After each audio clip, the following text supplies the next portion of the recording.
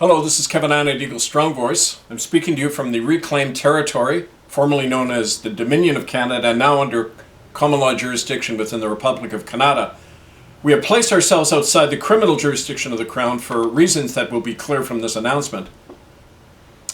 This is the 58th anniversary of the abduction and murder of 10 Indigenous children from the Kamloops death camp they call a residential school.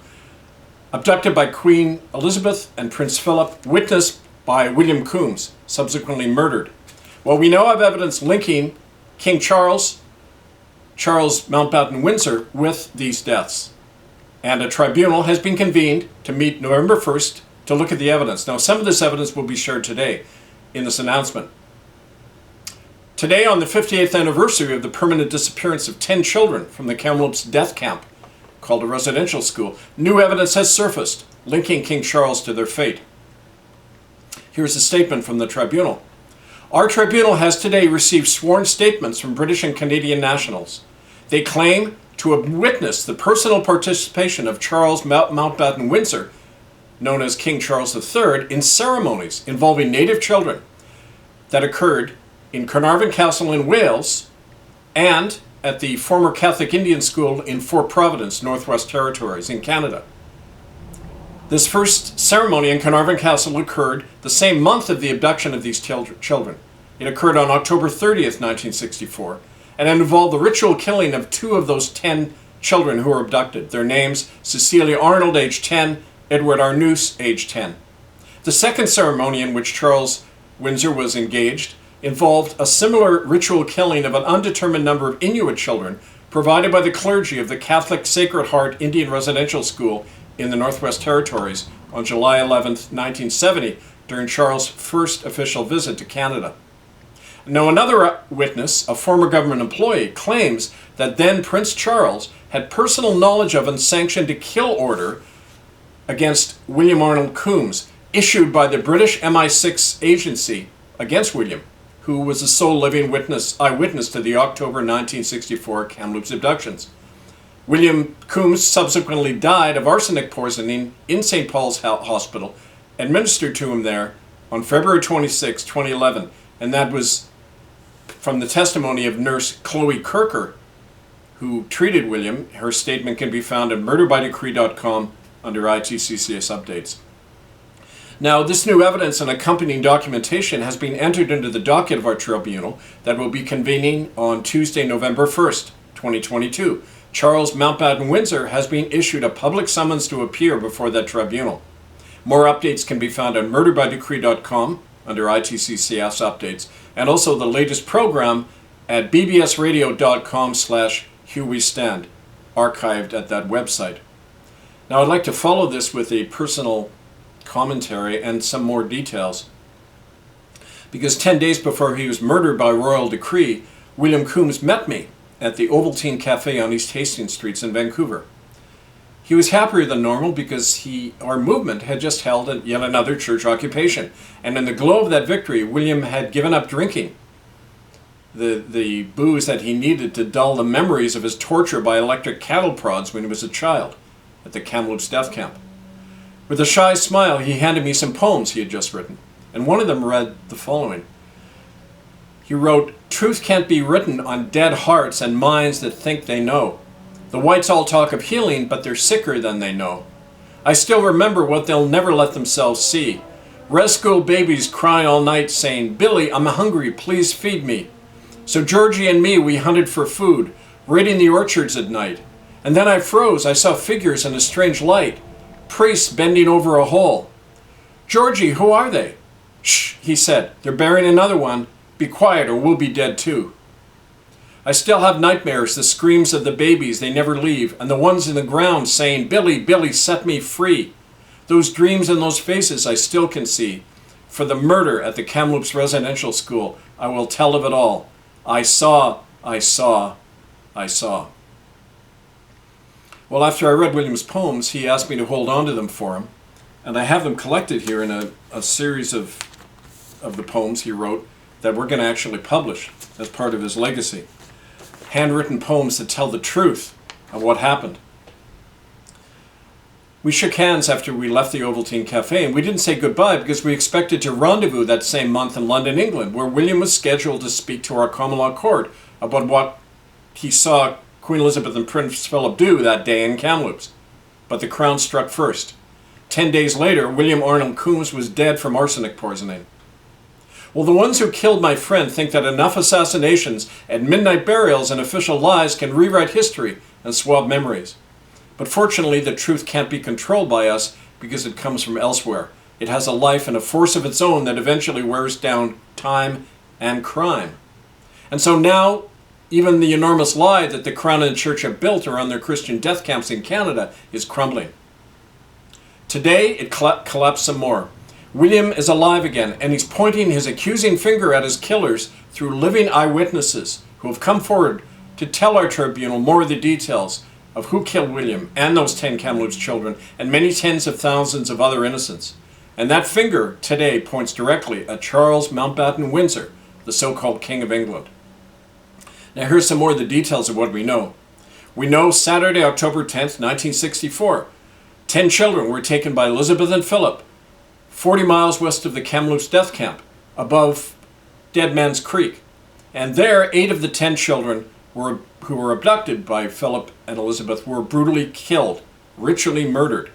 We know that from a retired British security officer who was present and who says that both Elizabeth and Philip were present during the ritual. Now, 2 of those 10 children were kept alive and brought to England to the Roman-built Carnarvon Castle in North Wales. They were Cecilia Arnold, a local Kamloops interior Salish girl who was 10, and Edward Arnoose, a Métis boy from Quesnel, also aged 10. They were kept alive until Samhain, the Satanic Calendar Festival, on October 30th, 1964. And then, in a sub-basement crypt of Carnarvon Castle, Cecilia and Edward were ritually raped, tortured, killed, and then cannibalistically devoured as part of a coven of the Vatican-led Ninth Circle cult. Present and participating that night in the blood feast were Philip Mountbatten-Windsor and his eldest son Charles, who was inducted into the Ninth Circle cult that night, the man we now call the King of England. Well, fast forward, on July 1st, 1969, Charles came back to Carnarvon Castle to be invested as the Prince of Wales in the exact same location the sacrifices happened. And exactly 1 year after that, on July 1st, 1970, Charles, his sister Anne, and Elizabeth and Philip all made their part of Charles's first official visit to Canada. The ultimate destination of that trip in 1970 were rural Aboriginal communities in Manitoba and at Fort Providence in the Northwest Territories. And there in Fort Providence, at the Catholic residential school called Sacred Heart, Aboriginal children, Inuits, were again killed at the hands of the Mountbatten-Windsors and their Vatican accomplices. Well, with all the blood that was spilled in those death camps deceptively called Indian residential schools, child murder was the norm. And those killings remained cloaked in secrecy and terror for many years. But then one day, William Coombs spoke out. I was there in my radio station when he spoke out. We were there on the streets, protesting at churches when he spoke out. And as a result, one day William Coombs was ordered to be killed by royal decree enacted through the British Foreign Intelligence Agency called MI6 and by its RCMP counterparts in Canada. Specifically E Division of the Mounties, under the direction of Black Ops Coordinator Inspector Peter Montague. On February 19, 2011, William was forcibly abducted from his East Pender Street slum hotel by 3 Mounties and brought to the Catholic St. Paul's Hospital in Vancouver. William's nurse, Chloe Kirker, states on record that he was in good health and had no symptoms of his official cause of death, tubercular meningitis. But by February 23rd, he developed what are called Mees lines on his fingernails, which is an indication of arsenic poisoning. And yet Nurse Kirker was ordered by St. Paul's administration to keep William off any intravenous and thereby keep him dehydrated. In hindsight, that was done to allow the poison to disseminate quickly and fatally through his system. After William died, Nurse Kirker was threatened not to speak about it, but she was subjected to so much repeated harassment and death threats, she quit her job and moved out of the country. Well, the Vancouver coroner Claire Thompson took nearly 4 months to issue a report on the death of William Coombs. On June 13th, 2011, Ms. Thompson stated on record that William Coombs died of disseminated tuberculosis despite his absence of TB symptoms and the indication of arsenic poisoning. Ms. Thompson refused to answer all inquiries about William's death, and the Vancouver Coroner's Office threatened to sue anyone who publicly challenged her report. Well, William Coombs died that same week that I had been invited in writing by Mohawk elders to begin investigations into the mass graves of children at the former Anglican school in Brantford, Ontario, the so-called Mushhole School, where British and Dutch royal family members had been abducting Aboriginal children routinely for over a century. A church insider with considerable evidence of these abductions and the ritual killings at the Mushhole was Leona Moses, a Mohawk woman, who the day that I appeared in Brantford in the spring of 2011 to begin that investigation, Leona Moses was officially silenced by Anglican Archbishop Fred Hills in Toronto, after he had been instructed to do so by Archbishop of Canterbury Justin Welby. She was silenced about that information, but then she suddenly died of a house fire, and all of her evidence disappeared with her.